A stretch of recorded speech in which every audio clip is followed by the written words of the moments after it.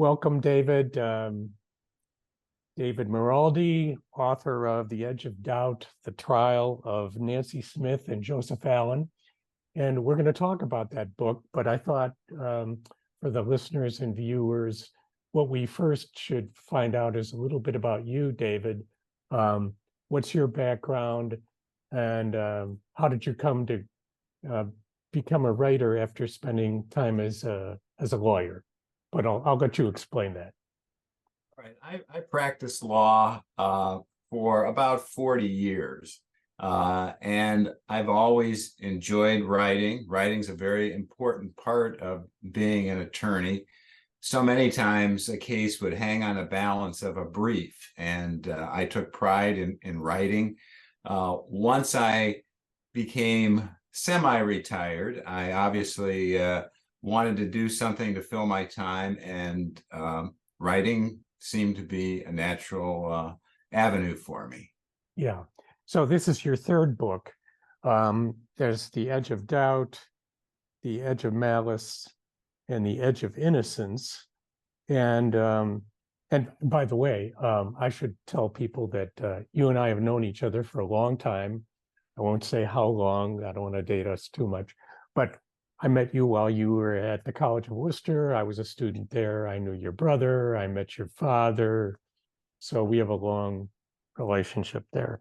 But I wanted to ask you a little bit about what did you learn about the book publishing business in general? Going from being a lawyer who was interested in writing and doing good writing and becoming an author. What are the big differences there? Well, the publishing and writing, it's a tough business. It's a tough business to crack.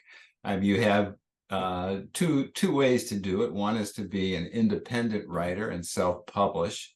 The other is to interest an agent in your book and have them promote and be your gateway to publishers. I began by self-publishing.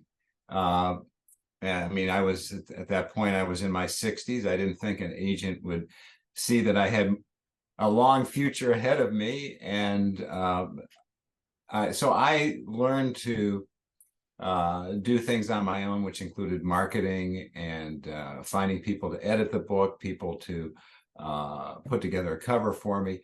And that was great fun. But I've also been a published author. I was fortunate enough that my first book won an award, and that opened a door for me, for an agent and for Prometheus to publish The Edge of Malice.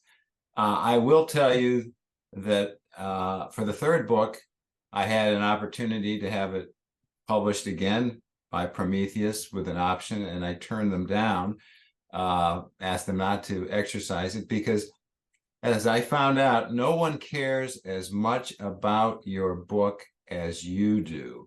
And if you don't have a dream of being a New York Times best-selling author, and you're doing it because you have something to say and you love writing, then and you like control, and obviously I like to be in control. I prefer the self-publishing route.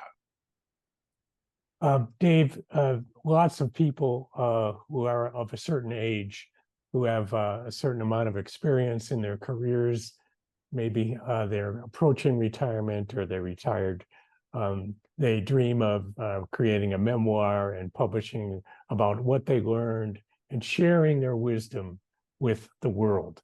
And lots of people want to do that, and now there are lots of self-publishing platforms. Would you tell them that they can make some money doing this? What would you tell them about it? If they're thinking about just publishing one book, they probably will be unable to make any money on it, unless they're someone who's famous and people are interested in their life. Then that's a different story.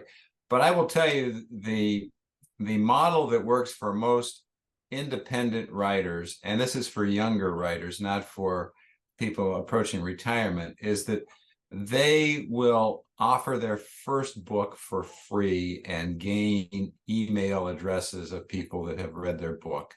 And then they have to be prolific and write about every 3 or 4 months. And then once they have an email address and they have someone who has enjoyed their books, they can continue to sell more in their series. And if if you have a list of 2,000 people, 5,000 people, and they will only sell as an ebook, so that keeps their costs down. They can make a living. They can make $70,000-$80,000 a year writing. That was not my idea of my retirement. It takes time to research. Once I write a book, I set it aside for 2 or 3 months, and then I give it a second read and a second look, another 3 months, and then again I will rewrite it and revise it. So I can't be prolific like that, and I don't want to be. But if you're looking for something fulfilling to do, that writing in retirement certainly fits that bill. Dave, you're writing in a genre of true crime, actual, cases that Right. either your father worked on one, and when you were a boy, that was the first one, The Edge of Innocence, I believe, right? Right. And the next two on cases that you were very familiar with or involved in. True crime is a good niche. And you also use a particular narrative technique that might be considered a little bit controversial. It's called narrative nonfiction. Would you describe narrative nonfiction? Okay. Funny thing is, unlike you, I did not take any English courses at the College of Worcester. So I did not even know that there was a genre known as narrative nonfiction. When I wrote my... I never heard of it actually until your books. I'd never heard All of right. it. So, when I wrote The Edge of Innocence, I thought it was historical fiction because I was creating dialogues and the thoughts of the characters, although the facts were set. And I was speaking at an event about the book, and somebody who was an author said, "David, this is not historical fiction. This is narrative nonfiction or creative nonfiction." And I kind of blew it off. And then when I entered my book into the Rubery Book Awards, the judges took the unprecedented decision to reclassify my book as fiction to nonfiction, and I'm just going to. This is what they said, and they were much smarter than I on this. They said the judges have debated its status as fiction or nonfiction, a dilemma considered by the author himself. He concludes that because he is not quoting directly from most of the characters, it must be fiction. We disagree and feel that even with nonfiction, there is room for imagination. And so that was my great awakening as to what narrative nonfiction is. And as I did more research, probably the first writer of narrative nonfiction would be Truman Capote. And In Cold Blood, he called it a nonfiction novel. So your story is fixed, your characters are the same characters, but you take some liberty in writing it in the style of a novel with thoughts and dialogues. And you do that because some things are lost to you that no one could remember. They're either dead or they couldn't remember what their thoughts were. In your case, go ahead. But you try to be true to the facts and the character, and it certainly, I feel, makes a much more interesting read and perhaps engages people who otherwise would not read a nonfiction book. In reading the book, I was very interested in your notes at the end, in which you go into detail about the specific sources of specific pieces of dialogue or specific places where you said so-and-so was thinking about this or was considering this. And do you want to go into a little bit of detail about some of the types of documentation that you considered in your book? Well, first of all, the transcript of the trial is the basis for, I would say, half of the book. So that, you know, there's absolutely nothing that's been enhanced there. I do say in my notes, sometimes I have changed the wording to make it more understandable and to have the attorneys sound a little more intelligent than perhaps they were in the courtroom. But I followed it. But what I have added would be what they were thinking when a question was asked, or their reaction that they were surprised by an answer of a witness. But those types of things, I think, are just rather evident from the setting that I'm really not venturing that far. Did you interview any of the people? Were interviews that you conducted part of your notes or part of the filling in the blanks? Yes, there were interviews on and off the record of various people. Now, I made a conscious decision not to interview the two defendants in the case, the prosecuting attorney and the criminal defense attorney. Number one, when I interview people, I sometimes feel beholden to them to not betray them by saying something negative. So it gives me a little more freedom. And the other is, I wanted to maintain my objectivity about the defendants, and I base my conclusions not on judging their credibility, but by, you know, the factual records, the evidence that came up, and what other people have said and discovered. You know, that's you know, in this book, there was more opportunity to interview people that were, wouldn't say, they were more secondary characters, you know, the detective, Newspaper reporters. yeah, some of the other attorneys. For the journalists who follow my newsletter and so forth, I think the role of the newspapers and reporters in particular played a big role in this case. I think Yes. Paul Facinelli Right. was the. Tell the story. Tell us about Paul Facinelli and his role in this case. Well, Paul had a column at the Chronicle, which is a newspaper in Elyria. I think it has subscription of maybe 35,000 people. He was rather progressive and with his thoughts, and he liked to challenge people with ideas about legalization of drugs and, you know, just anything that caught his fancy. And he had a column Monday, Wednesday, Friday. His eye was caught by a letter to the editor by someone who was very critical of the prosecutor in the case of the Head Start case. And for those of you listening, that wouldn't mean anything to you, but two people were convicted in Lorain County for allegedly molesting children in the preschool program at Head Start.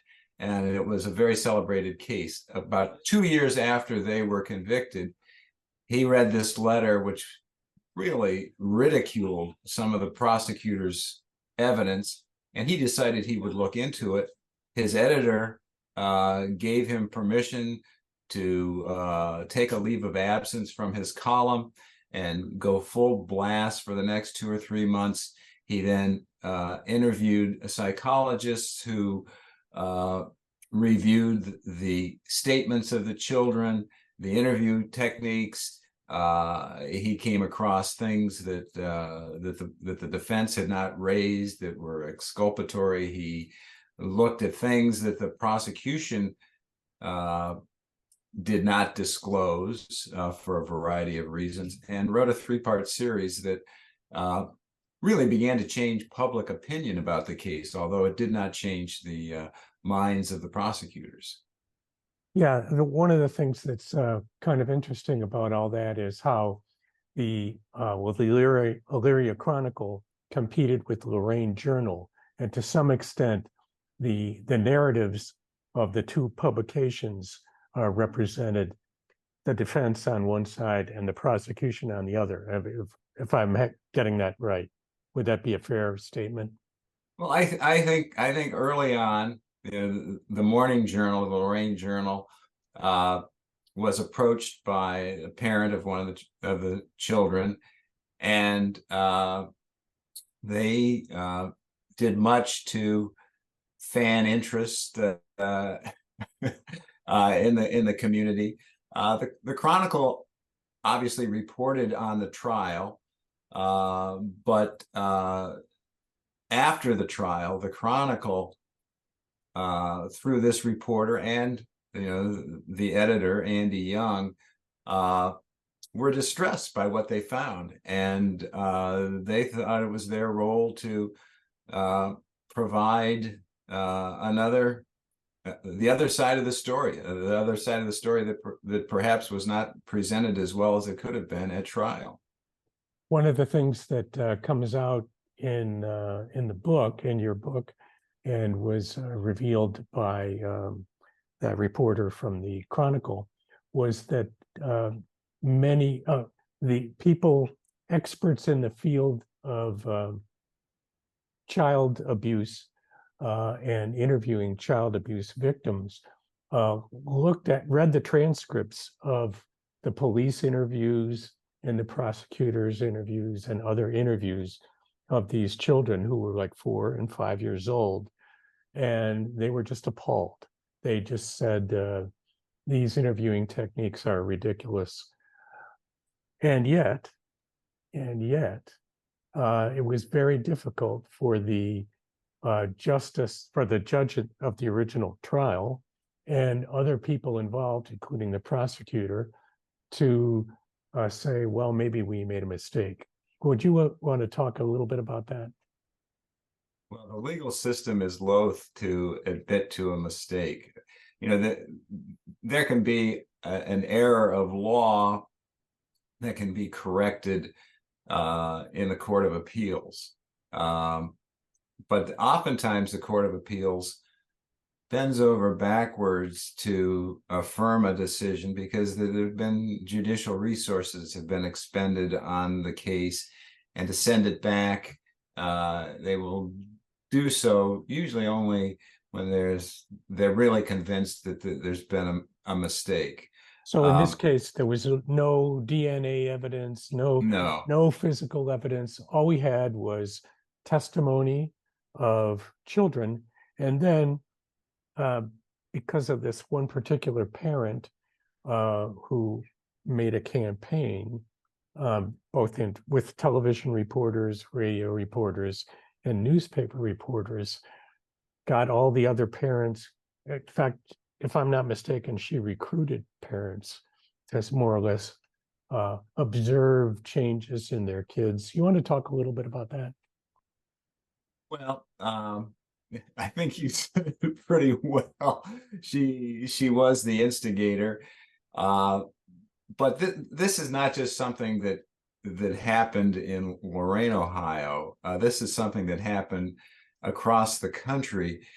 And there's another psychologist, although he did not comment on this case. He was contacted by the reporter, and his name was Richard Gardner. He has made it a study of his to look at child sex abuse cases throughout the country, and he concluded that in situations that involved either a custody dispute between parents or in a daycare setting or in a nursery school, that there's often a lot of unreliability there, and there's a hysteria that he said is similar to an infectious disease, the way it can spread among various people who then become convinced by perhaps just one person who instigates that such things happen to their children, and it happened throughout the country. Yeah, there was a big case in California. Right, the McMartin case. Yeah, I'm sorry. What's the the name of that McMartin case? Yeah. Yeah, that case in particular was just a couple of years before the Head Start case, and if I'm not mistaken, there were financial incentives for at least two of the parents, whom eventually collected a lot of money.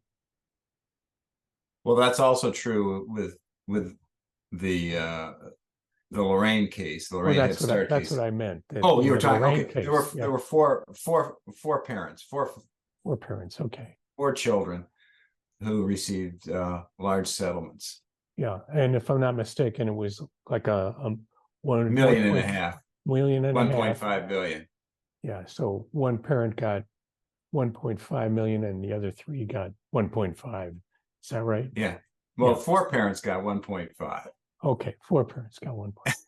Actually, the money goes to the children. It's in a guardianship. I'm sure the parents got a certain amount, but most of the money would be turned, as supposedly, if the system worked correctly, would be turned over to the child at age 18 or 21, or there'd be a structured settlement of some sort. All right, so this case originally started in 1993, and the two accused people were finally released from prison definitively in what, 2022? Well, that's partially correct. I mean, in terms of the one individual was released 7 years earlier. The other defendant was still in prison when new evidence was presented. And I don't want to give away too much of the story. A new judge, not the judge that presided over the trial, made a determination that there was enough evidence to warrant a new trial, and there was a new prosecutor, and there was a different result. The two defendants have not been officially exonerated. For that to happen, they file an action in Ohio in the county court.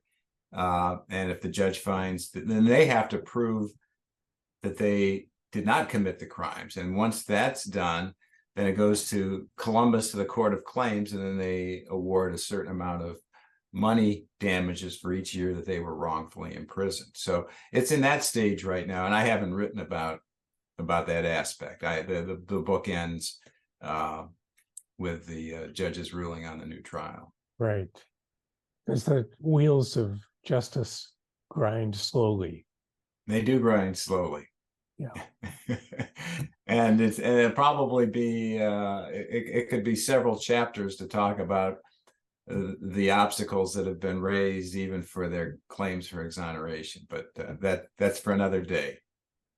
What did you learn about the news media in looking at, like the whole trajectory of this case that you were looking at? Well, the news media had a very important role in having the case explode into the hysteria that really engulfed Lorain. They bear responsibility for that. But then on the other hand, as you pointed out, the Chronicle investigated further, and they spearheaded what later led to the release of these people. So the media, the newspapers can be used for good or for evil. Um, what is your impression of well, uh, if this case had taken place not in 1993, we didn't have social media or search engines. We didn't have Facebook, and we didn't have Google search engine that would be able to more or less spread the word about this case. What would happen today with this kind of accusation? It would spread quickly. And it would be, I think, difficult to debunk certain things that were raised in social media posts. You don't have the checks and balances in social media that you do with your journalists. So yeah, it's scary to think that happened without social media back in 1993. Just think, what would happen today. Well, we had the Salem witch trials in the 17th century, the Salem witch trials. Right. And we had the McCarthy era in the US, which was television driven, if I'm not mistaken. I mean, well, it was newspaper and television driven. Right. And there's been other Red Scare kinds of cases since then. So it's, well, it's kind of an American tradition, but then again, it's not uniquely American. Right. I mean, I've seen this happen in other countries where I've worked. When you go to book signings or public events where you're talking about your book, do journalists ever approach you, and do they ever have any comments to you? No, I've never been approached by a journalist to either comment favorably or unfavorably about the genre or about the book, the substance of the book. Mm-hmm.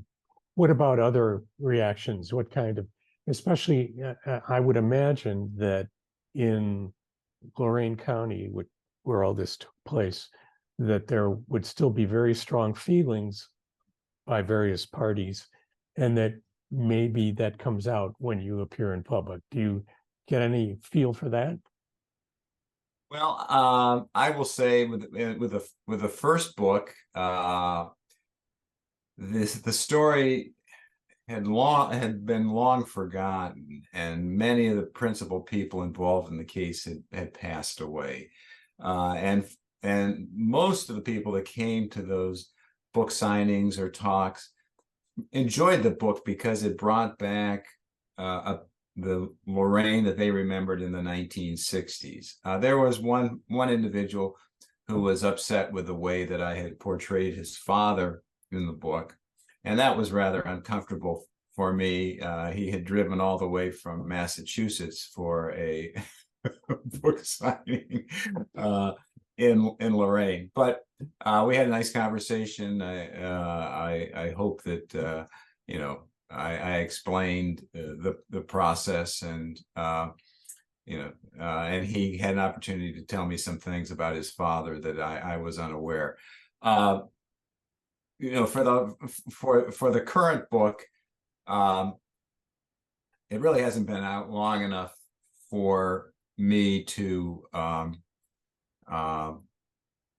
get a lot of comments or I'll say angry comments from people. I have received